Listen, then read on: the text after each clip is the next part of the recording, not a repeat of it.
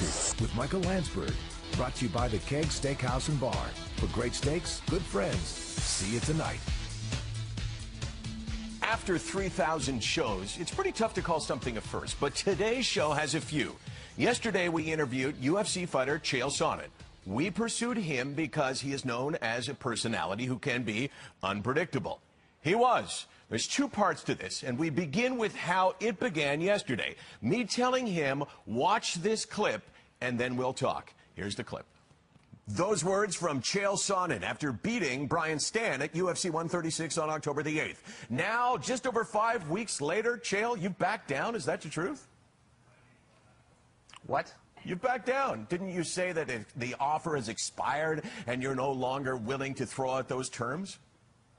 You might want to take the bass out of your tone. I'm not sure you know who you're talking to here, but I've never backed down from anything, so check your facts. Okay, so you're saying that you will fight Anderson Silva, and that if he beats you, you will leave the UFC forever. When?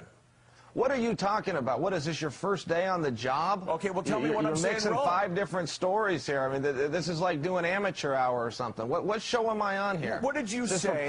Is this for public radio? What did you say after your last fight in the octagon? Well, you just played it, but what are you talking about? You're combining stories here. Where do we go from me defending my championship for the first time, issuing a challenge for my second championship title defense, to all of a sudden the great Chael Sonnen is back down? Who's doing your facts there? I heard that you said the offer had expired. I heard it expired. Well, now you're hearing from the champion himself. Okay. The offer has not expired. What are you even talking about? What offer? Should we just redo this, or do you just want to go on the air and look like a fool? What is it you're even talking about? It wasn't, okay, we can redo this. No, God, didn't you say... What was No, don't redo this. This is the interview. This is the interview. I realize, oh, God, it really is amateur hour. So what, you don't see... He says we're going to redo this. Yeah, okay. That was great TV. Yeah, I just want to make sure that was great TV, and now you really have ruined it.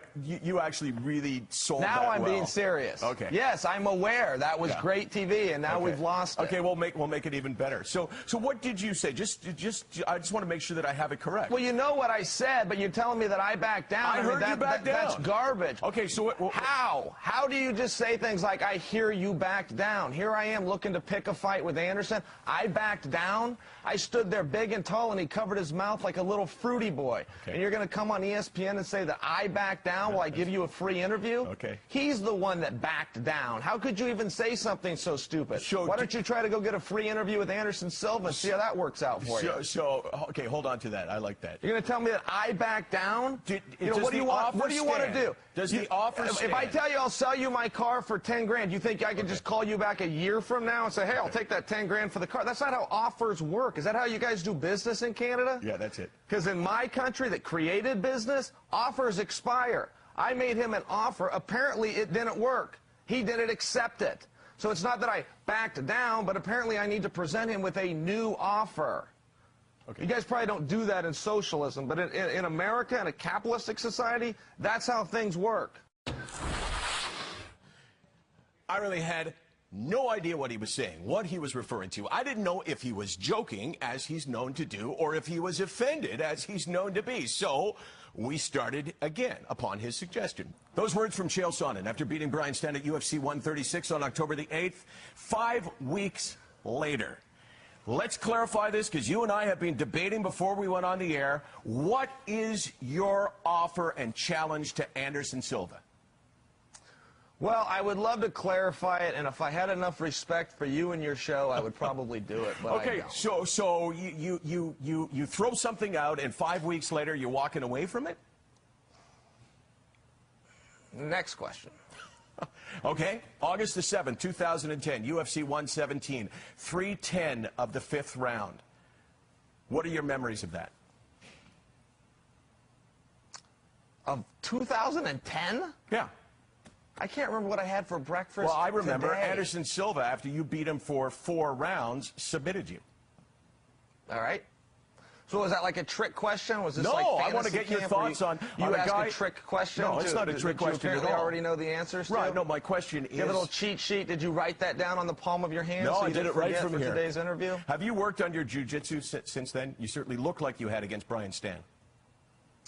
I mean, I work on skills every day. Would you agree that your jiu-jitsu at that point was probably deficient?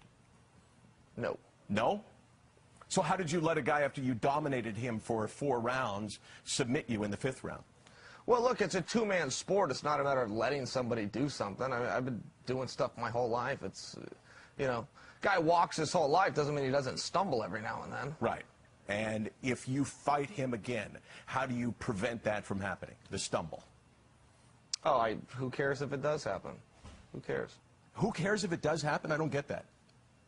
I'm sure you don't. No, but what do you mean? That's Who why cares you're if a it does commentator happen? and you don't get locked in the octagon. Right. I think you chose the right career path. It doesn't Right. sound So like you got a competitive you don't bone in your care. body. You don't care if you lose to Anderson Silva?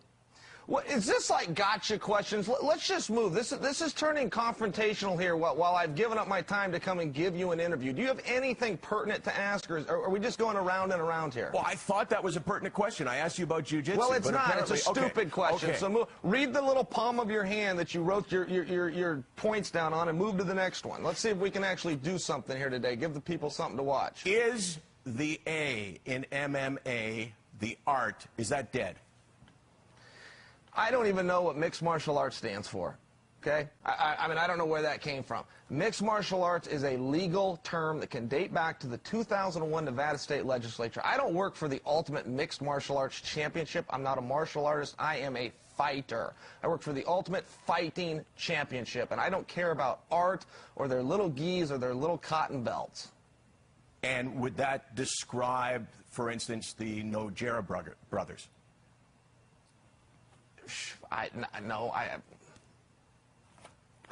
What? Well, you're talking about the little gis, and you're talking about Anderson Silva, who is a black belt, right?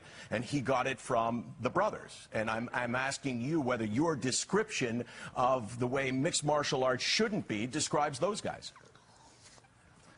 We're talking about Anderson Silva since when? You just said we're talking. When are we talking about Anderson Silva? I was asking you. See, are you playing with me now, or are you being serious? Because people are watching this and going, "What's he talking about?" I'm truly confused. Look, I mean, here. Do you have a question for me? Let's do that. I'm not trying to be a jerk here, but I am truly flabbergasted by this. Are we doing an interview, or what are we doing here? What is it you want to talk about? You're bringing up a fight from 2 years ago? Oh, I don't come understand on. the relevance. I'm happy to talk about it, but certainly if you follow this sport at all, you know that these questions have all been covered.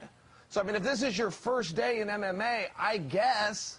Do you know what the octagon is? Have you heard of that before? I'm sorry, let me calm down. I don't want to give you nightmares tonight. And why would I possibly have nightmares? Okay, so address that as watching a guy out of control, just losing control over here. So you think you're totally in control at this point? Control of what? Of yourself. Master of my domain? Sure. It seems like Anderson Silva is a humble guy. How has he gotten you so riled up? Is that a legitimate question?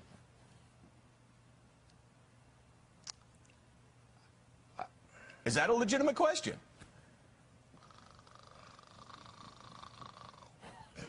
What? GSP, then. You like him as a fighter? Right.